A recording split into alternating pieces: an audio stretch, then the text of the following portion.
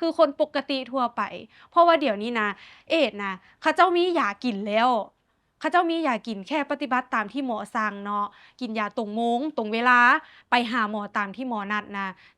จะบ่สามารถส่งเชื้อให้ผู้อื่นได้ก็คือกวดบ่พบเท่ากับบ่แพร่เชื้อหรือเขาเจ้าฮ้องอีกชื่อหนึ่งว่า U เท่ากับ U แล้วสามารถมีลูกได้อยู่อ่ะ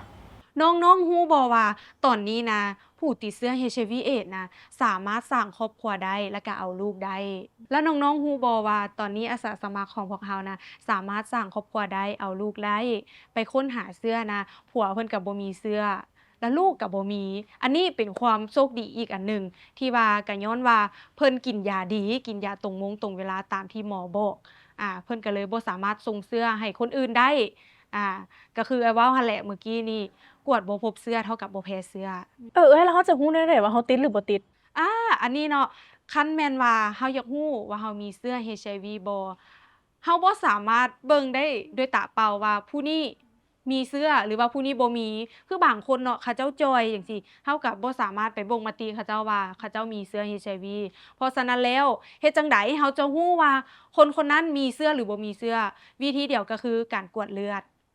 เฮาต้องไปกวดเลือดอยู่ในห้องหมอเท่านั้นเฮาจึงจะรู้ว่าเฮามีหรือบ่มีเพราะทุกคนนี่นะเป็นกลุ่มเสี่ยงหมดแม้แต่เฮาเอง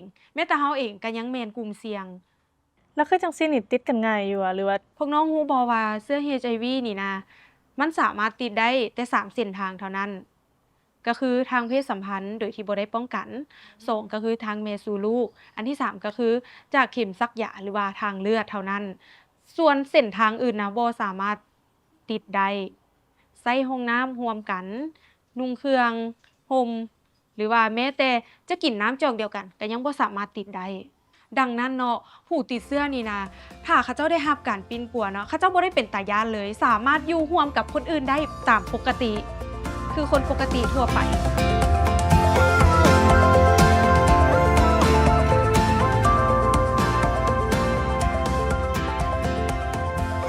สบายดี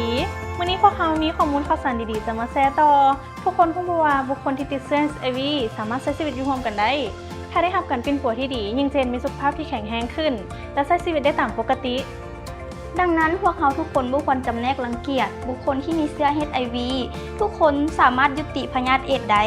U เท่ากับ U